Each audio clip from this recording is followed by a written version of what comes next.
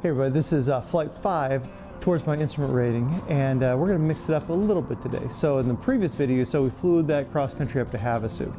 Well, so far all I've done is non-precision approaches, VOR alphas, VOR approaches, things that are not, you don't need to be as precise as you do with other types of approaches. For example, like a PAR, an ILS, or a LPV type approach.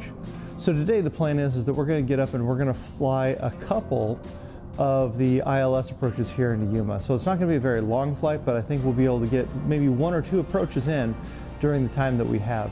So I'm just finished up the pre-flight, so waiting for Ron to show up. We'll get the engine warmed up, jump in the air, and start this next training segment. I'd like to thank my channel sponsors, because without them I wouldn't be able to get you guys this content at the pace that I'm able to provide it for you. And today, one of the main sponsors is CamGuard. CamGuard is a product that provides us with great protection for our engines and allows us to basically protect what our biggest investment is within the airplane, that is the engine. One of the jokes is that, or you buy an engine, you get an airplane for free.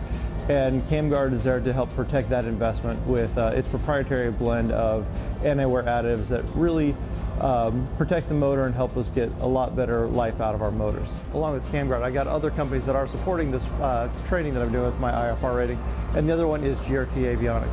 GRT is an American-based company manufacturing all their products here in the United States out of Grand Rapids, Michigan. They provide very capable avionics at an affordable price for guys like me and you who are into affordable aviation. One thing I like is you can have a very complete IFR panel for somewhere in the neighborhood of about $5,000. I believe the GRT Sport EX, which I'm using here, starts out at $1,800. I mean, where can you find a better value than that in the market? For those of you who are interested in this type of product, and again, where the company supports us at the, let's call it the affordable end of aviation, go to grtavionics.com and look at their products and decide which of these is right for you in your aircraft build. So grtavionics.com. And without further ado, let's get in the air and start this training flight.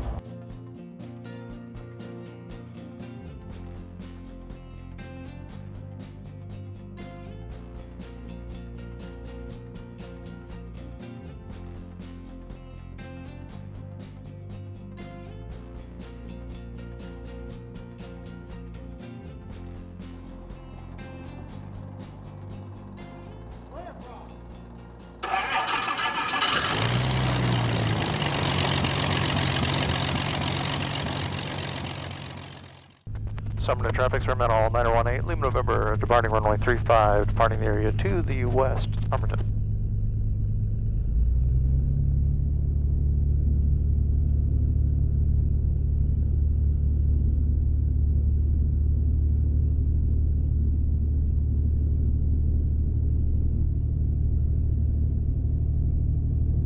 Alright, so as always, any problems with runway remaining, we'll land straight ahead. If not, 30 degrees either side, and if we can return to the field, we'll attempt to return to the field if high enough. Alright, go.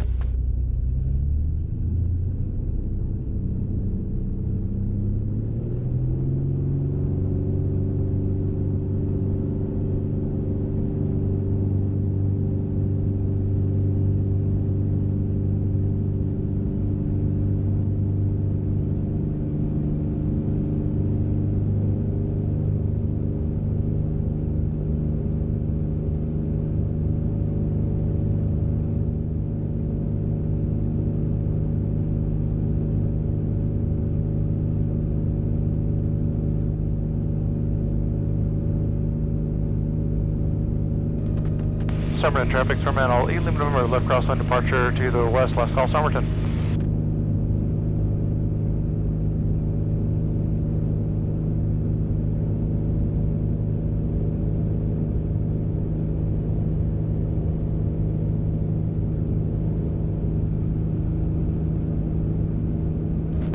That's gonna be a little bit of a bumpy day today, Ron.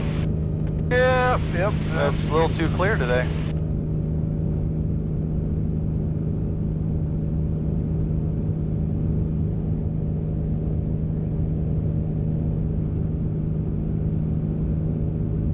Alright, we go. Yuma approach experimental 9018 Lima November. Seminole 9018 Lima November, Yuma approach. Yeah, it's experimental 918 Lima November, just departed Somerton, climbing 600 for 3,000, looking for flight following local flight. 918 Lima November, contact tower 119.3. 119.3, 8 Lima November.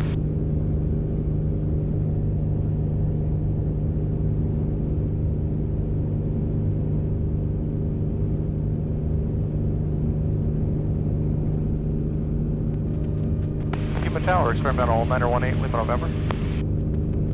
Experimental 9018 Lima November, Yuma Tower. Yeah, just departed Somerton, climbing through 800 for 3,000, looking for flight following for a local flight. 8 Lima November, roger, transition northbound is approved, wind 36012, altimeter 3029er. 3029er, 8 Lima November. Roger, we'll get you going a little ways and we'll put you back on approach for the flight following. Roger, 8 Lima November.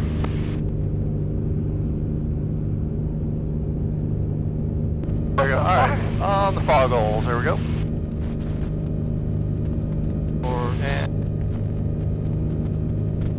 So right now I'm just going to fly direct to Rossi. Alright, so we're going to try were you saying you want to go direct from Bard to Mudgee for the... No, I'm going to do the 7 DME arc. Okay. So I'm just going to a Rossi just as a point to kind of intercept that 7 DME arc. Okay. Traffic. But Mudgee's on the approach. We need to intercept the arc out here. Yeah, no, Rossi is right here. Oh, a Rossi. Okay. Yeah, I'm going to Rossi first, Okay. then I'm going to do the 7 DME arc. Okay, I got you.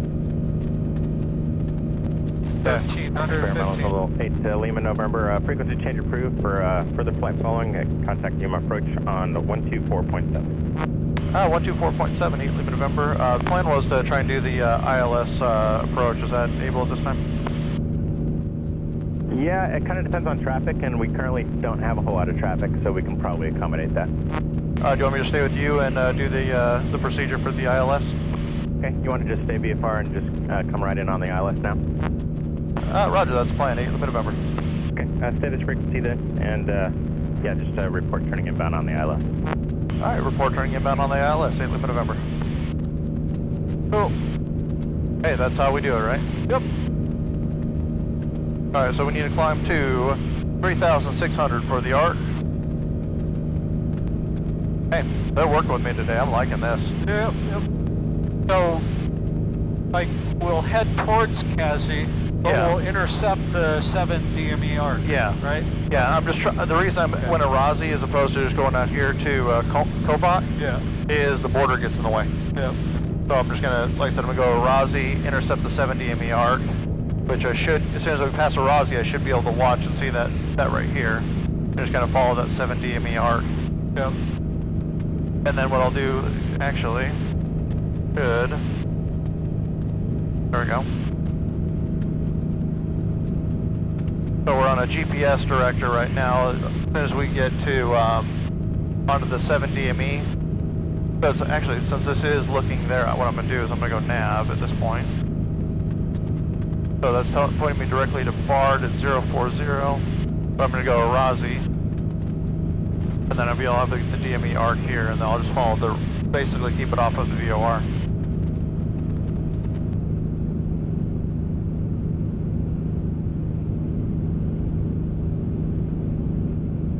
Why am I not picking up on the plate? Are you connected to my Oh, yeah. Probably not. Yep. Alright, so we're at 5 nautical miles. 8 Lima November, maintain Yeah. and report when you're inbound on the ILS. Alright, report, maintain 3,000, report inbound on the ILS, 8 Lima November. Alright, so we're basically over the arc now, so I'm going to start turning. So what you want is you want the VOR like 90 degrees off your side. Okay. So If you can, yeah, if you turn that to 90 degrees, yeah, and then keep the needle centered, yeah. and that'll keep you on the 70. Yep, now we're getting a little farther away, so I'm going to turn inbound a little bit. Yep. I'm just watching the DME. And then the thing is, you gotta keep turning it all the time. Yeah, I'm kind of watching the DME numbers here too, so.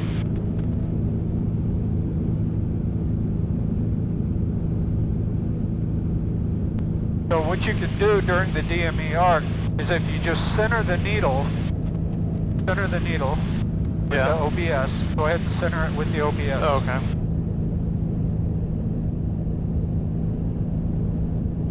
Okay. Now, if you're holding a 90-degree angle to the centered needle, that will be your heading. So Okay. go ahead and turn to the left some. Well, no, that doesn't really look right for where we're at. Yeah.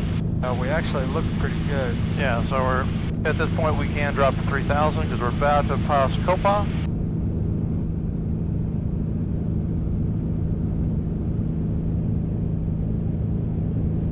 But then what you should be able to do is every time that needle goes uncentered, you turn this. And so if you're turning that like 10 degrees, then you turn your heading 10 degrees. Yeah. And then you're not, because Yeah. the DME is going to be a long time before it registers Yeah. that you're off course. Yeah.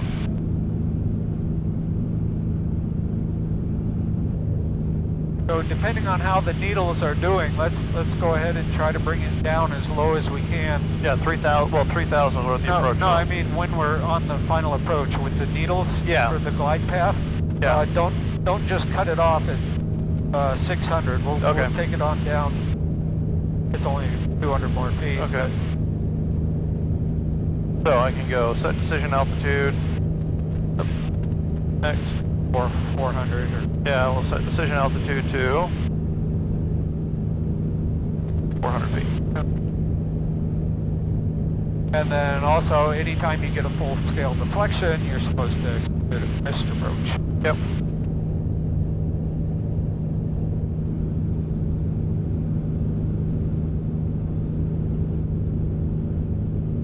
Experimental 8 Lima November, report the final approach fix.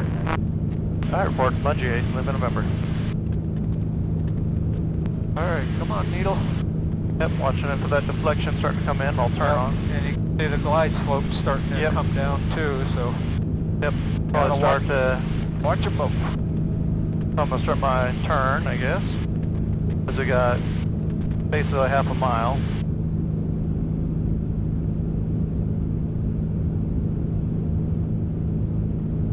Waypoint. And Tower 8 Lima November is at Munchie. 8 Lima November, Roger, and are you still planning to do, did you want to do the published missed VFR? Yeah, we'll do the published missed 8 Lima November. Okay, and you want to, are you headed back out to Kazi after that? Yeah, we'll go direct Bard. Okay, sounds good.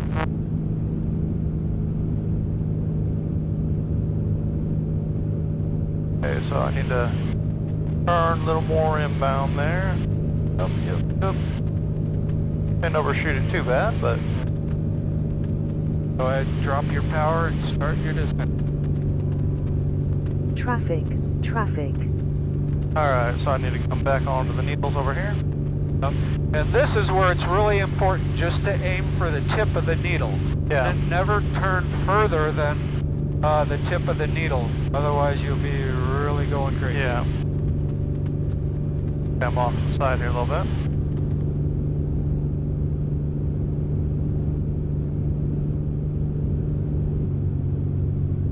I guess I'm like right on the glide slope, aren't I? Yep, but we're holding a pretty big direction angle. I don't know. We'll see. I mean, looking out the window, we're headed in the right direction, so it's not a problem, but whatever you need to do to hold that. Yeah, I'm just kind of watching it in. So according to this, I'm a little high. Experimental 8 Lima November, runway 21 right, wind 010 at 10, cleared for the option, and your published miss pattern is approved. Maintain VFR. Alright, clear for the option, 8 Lima November, and reporting into home. Roger, and additional information for you, the approach end cable is rigged, so your arrival would be over a raised cable, 1,700 feet from the approach end. Roger, 8 Lima November. Alright, we're in the missed approach point. Or it's giving me the option to go missed, and now What? on the... No, we're 15. No, I was saying on the EFIS it's giving me the, I can hit missed when I'm ready. Oh, okay. Above glide slope now, let's drop it down. This approach will be at 500 feet is what we've got set. So just another, thing that I always do is turn the heading bug to what heading, because we've been between like 2.2 and 2.4. Yeah. So set it on about 2.3 and because it's still going to the right. Yeah.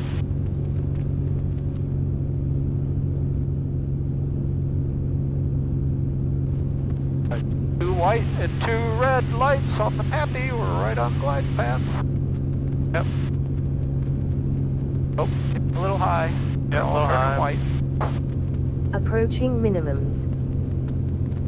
Okay. Right.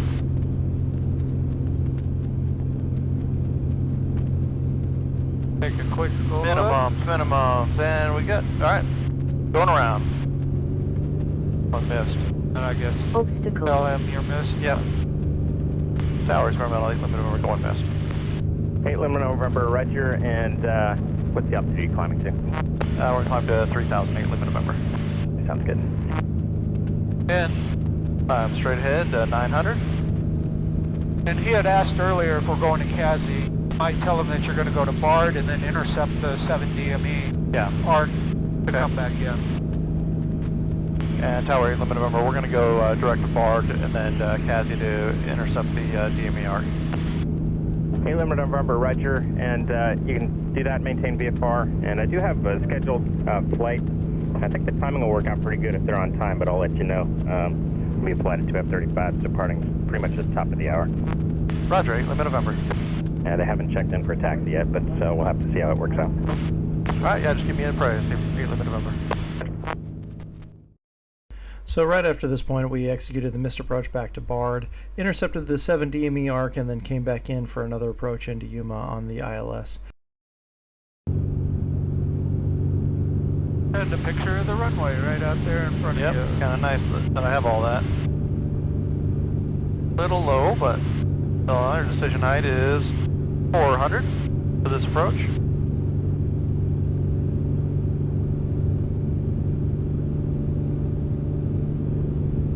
Human ground, caravan flight, hold me that. Attenuate that just to get it a little bit closer. Caravan flight, roger, still up the tower, and that's for desert flight. And caravan flight, do you need a little bit more room to get everybody marshaled up again? Because I can give you the runway 8 numbers if you like. Heading set to 226.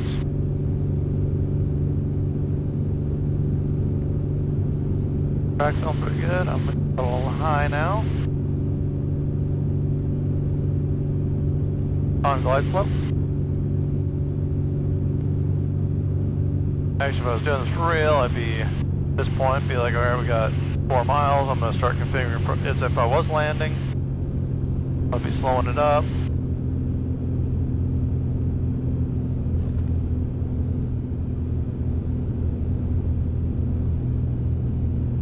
Experimental 8 Lima November, runway 2 and right, wind 360 at 14, cleared for the option, and at your discretion you can start your, actually 8 Lima November, scratch that, just continue for runway 2 and right. So, continue runway 2 and right, 8 Lima November. So this would be my kind of configuring for landing here. We got 3 miles. Obstacle.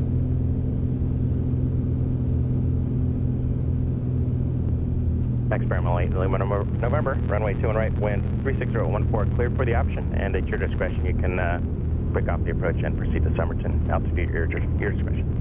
Roger, 8 Lima November. And 8 Lima November, the arrival will be over the raised cable 1,700 feet from the approach. Acknowledge 8 Lima November. Hey, 3600. Position altitude and 200 feet.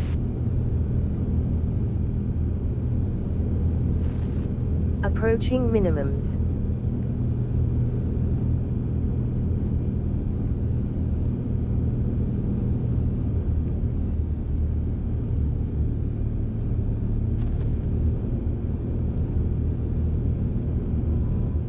Little Traffic. turbulence. Traffic.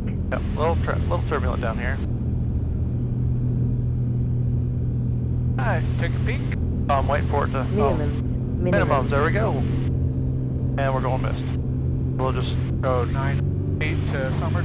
Yeah, we're just gonna follow this. I'm just going VFR. Oh wow, the RV, the Mooney formation. Oh yeah. Hey, there's a Bonanza in with them. What's up with that? Yeah, exactly. And a 310. Yep. Don't let anybody in that group, I guess. So we'll climb up to 500 feet for Yuma Tower Experimental 8 Luna. We're going Mist 10 direct to Somerton at this time. 8 Lima November, Roger. No traffic observed, and change to advisory frequency is approved. Good day. Thanks for the help, 8 Lima November. Somerton Traffic Experimental 8 Lima November, turning final, runway 35, full stop Somerton.